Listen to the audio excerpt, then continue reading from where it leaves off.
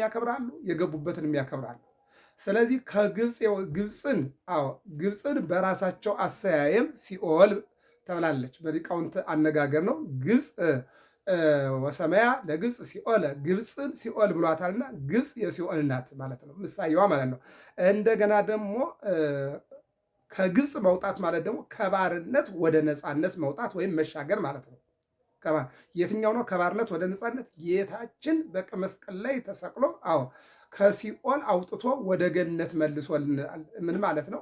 አባቶቻችን ከግብፅ አውጥቶ ወደ ከነአን እንዳሻገረ እኛን ደግሞ በመስቀል ላይ ተሰቅሎ ሲኦልን በርብሮ ከሲኦል ወደ ገነት ከባርነት እስራኤልን ከባርነት ወደ ነፃነት የኤርትራን ባህር አሻግሮ ከባርነት ወደ ነፃነት ነፃ እንዳወጣቸው እኛን ደግሞ በመስቀል ላይ ተሰቅሎ ከሲኦል አውጥቶ ወደ ገነት መልሶናልና እነዚህ ይመሳሰላሉ። ከባርነት ወደ ነፃነት፣ እኛን ደግሞ ከሞት ወደ ሕይወት፣ ከግብፅ ወዴት? ወደ ከነዓን፣ ከሲኦል ወዴት? ወደ ገነት። የአባቶቻችንና ግብፅ ላይ የተሰራው ታሪክና ቀራንዮ ላይ የተሰራው ታሪክ ማመሳሰል ነው ማለት ነው። ለምሳሌ እንውሰድ። ዘምስለ ዮሴፍ ተሰይጠ፣ ዮሴፍን ወንድሞቹ ሸጡት። በስንት ብር? በ30 ብር። ዮሴፍ የክርስቶስ ምሳሌ ነው። በ30 ብር። ክርስቶስ በስንት ተሸጠ? በ30 ብር። ዮሴፍን የሸጡት ማን ናቸው? ወንድሞቹ ናቸው። ክርስቶስን የሰቀሉት ማን ናቸው? ካህናት ናቸው፣ ሊቃናት ናቸው፣ አይሁድ ናቸው። ፍጡሩ የፈጠረው ፍጡር ነው የሰቀለው ማለት ነው። ይህንን ነው የሚያመሳስለው ማለት ነው። እና ግብፅ የሲኦል ፈርዖን የዲያብሎስ ሰራዊተ ፈርዖን የአጋንንት እንደገና ባህረ ኤርትራ የገሃነም ግብፃውያን የአጋንንት ባህረ ኤርትራ የገሃነም ሙሴ የጌታ በትረ ሙሴ ደግሞ የመስቀሉ ተብሎ ተቀምጧል ማለት ነው። አሁን ይህን ስንመለከት እንግዲህ ግብፅን ሲኦል ከሲኦል ማንን አወጣ? እስራኤልን አወጣ። እንውሰድሽ የግብፅ ንጉሥ ፈርዖን ደግሞ ምን ተባለ?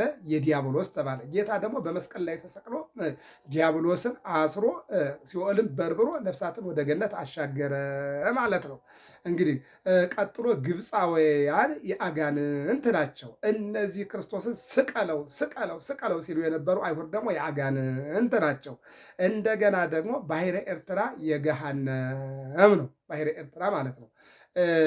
ይቺ ዓለም ደግሞ ክርስቶስ በፈጠራት ዓለም ላይ ሰዎች ያን ያክል መከራ ሲያሳልፉ የነበረ እነዚያ ሰዎች በዚህ ተመስለው የአጋንንት ስራ እየሰሩ በክርስቶስ ላይ የሞትን ፍርድ ፈርደዋልና እነሱ በዚህ ተመስለዋል ማለት ነው። እና አንደኛው የእስራኤላውያን ከግብፅ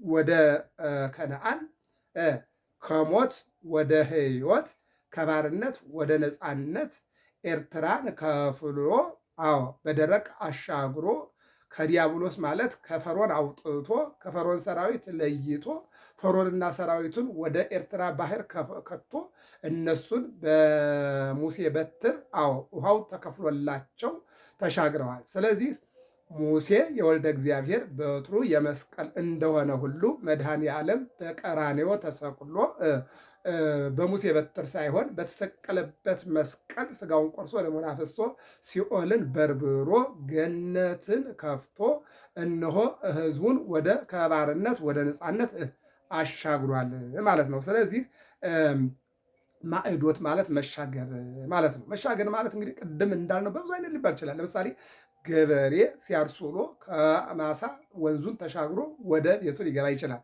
ወንዝ ምን ይላል? አንዳንድ ጊዜ እንደውም ውሃ ሲሞላባቸው ገበሬዎች በበሬ ጅራት ይሻገራሉ። ሲኦል የሞላችብን እኛ በክርስቶስ በበሬ ጅራት ሳይሆን በክርስቶስ ስቅላት ከሲኦል ወደ ገነት ከሞት ወደ ሕይወት ከሐሳር ወደ ክብር ተሻግረናል ማለት ነው። ሌላው እኛ ወንዝ የሚሞላብን ሰዎች በድልድይ በመርከብ በተለያየ መልኩ ወንዝን ልንሻገር እንችላለን። በዚህ ዓለም በዓለም ያሉ ሰዎች በዚህ አይነት መልኩ ወንዝን በባህር በታንኳ በደንገል በድልድይ ልንሻገር እንችላለን። አንድም እንሻገራለን። ነገር ግን ሲኦል ክፉነት መጥፎነት የሞላብን እኛ በክርስቶስ በአምላካችን መስቀል በተከፈለው ዋጋ ከሲኦል ወደ ገነት ተሻግረናል ማለት ነው። ለዚህ ነው በማቴዎስ ወንጌል ምዕራፍ ምዕራፍ 9 ላይ ጌታ እንደሚያሻግረን ሲናገር እሱም ወንዝ ይሻገር ነበረ፣ ተሻግሮ ሄደ ይላል። በዮሐንስ ወንጌል ምዕራፍ 6ም በሁለት ዓሣ በአምስት እንጀራ መገባቸውና ወንዙን ተሻግሮ በመርከብ ሄደ ይላል። በማቴዎስ 9 ላይ የምናየው ወንዙን ተሻግሮ በመርከብ ሄደ ሲል እንመለከታለን። ለምን? የሚያሻግር አምላክ ስለሆነ።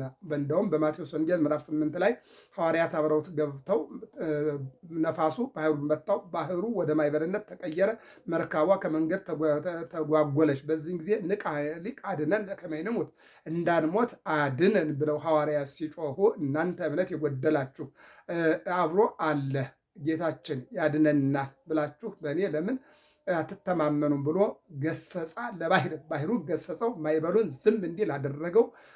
በሰላም ተሻገሩ። በዚህን ጊዜ በመርከቡ ላይ የነበረው ሁሉ መኑ ውእቱ ዝንቱ ዘይትዔዘዝ ሁለቱ ባሕርኒ ወነፋሳት፣ ነፋስ ታዞት ባህር ታዞት ዝም ባለ ባህር ላይ እንሻገር ያደረገ ይህ ማን ነው ብለው እንዲደነቁበት አድርጓል ማለት ነው። ሌላው ከሞት ወደ ሕይወት ቃሌን የሚሰማ አንድም የሚማርና የሚያደርገው ቢኖር ከሞት ወደ ሕይወት ተሻግሯል።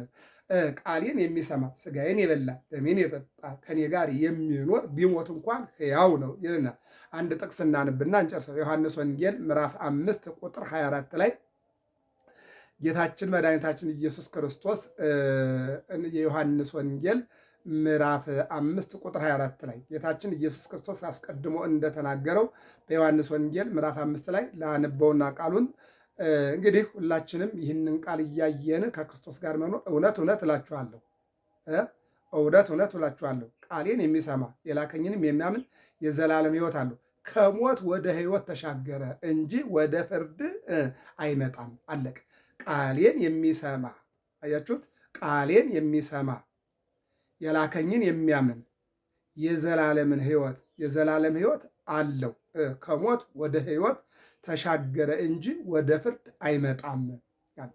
የእግዚአብሔርን ቃል ሰምቶ የሚያደርገውና የሚኖረው ይልቁንም ኢየሱስ ክርስቶስ ከእግዚአብሔር አብ ተልኮ እግዚአብሔር ሆኖ ወደዚህ ዓለም መጥቶ እስካሁን ቆርሶ ደሙን አፍሶ ዓለምን ያዳነ አምላክ እንደሆነ የሚያምንና የሚታመን ከሞት ወደ ሕይወት ይሸጋገራል እንጂ ለዘላለም በሕይወት ይኖራል እንጂ አይሞትም የሚለው በዚህ ነውና ማዕዶት ማለት መሻገር ስለሆነ እግዚአብሔር አምላክ አሁን ከዘመን ወደ ዘመን የሚያሻግር ማን ነው? እግዚአብሔር ነው። ለምሳሌ አሁን ባሕረ ሐሳብ እያወጣን በየዓመቱ ከ2017 ወደ 2018 ተሻግረናል አይደል? በቁጥር ተሻግረናል። በአይምሮ ግን አልተሻገርንም፣ በሕይወት አልተሻገርንም። ምክንያቱም አምና ላይ ሞት ነበር፣ ዘንድሮ ሞት አለ። አምና ላይም ስደት ነበር፣ አሁንም ስደት አለ። አምና ላይ ረሃብ አለ፣ አሁንም ረሃብ አለ። አምና ላይ ችግር አለ፣ አሁንም ችግር አለ። ስለዚህ ተሻግረናል። ከየት? ከዓመተ ምሕረት ወደ ዓመተ ምሕረት፣ ከወንጌላውያን ወደ ወንጌላውያን ተሸጋግረናል። ግን ከጥላቻ ወደ ፍቅር አልተሻገርንም። ከአሳዳጅነት እነሆ ወደ አቃፊነት አልተሻገርንም።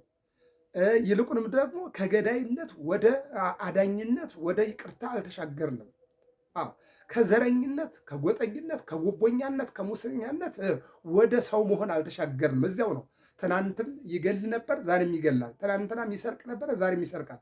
ትናንትናም ክፉ ነበር፣ ዛሬም ክፉ ነው። ከዚህ ባህሪ አልወጣንም።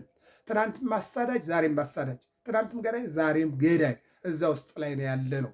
ስለዚህ መሻገር ማለት ወደኋላ እባብ ለምሳሌ ሲያረጅ 40 ቀን በስቁረት በአንድ ቦታ ይቀመጥና መጨረሻው በ40ኛው ቀን ላይ በእንጨት ወይም በድንጋይ ቀዳዳ አልፎ ሲሄድ ከላዩ ላይ ያለው ልብስ ይገፈፍና ይቀራል፣ ወደ ወጣትነት ይሻገራል። ሰው በንስሐ ወደ ወጣትነት በፍቅር በይቅርታ በሰላም መሻገር አለበት እንጂ ቁጥር እየተሻገርን ወንጌላዊ እየተሻገርን ጊዜን እየተሻገርን ይህ ሊሆን አይችልም። እና መሻገር ማለት ከዘመን ወደ ዘመን ከቀን ወደ ቀን ቀንን ይገፋል፣ ሌሊት ሌሊትን ይገፋልና እድሜን ይገፋልና ለምሳሌ ዓመተ ምሕረት ስንቀይር ምንድን ነው እነሆ አንድ እድሜ እንደቀነስ ማወቅ ያስፈልጋልና ዛሬ ሰኞ የመጀመሪያው ሰኞ ማዕዶት ይባላል።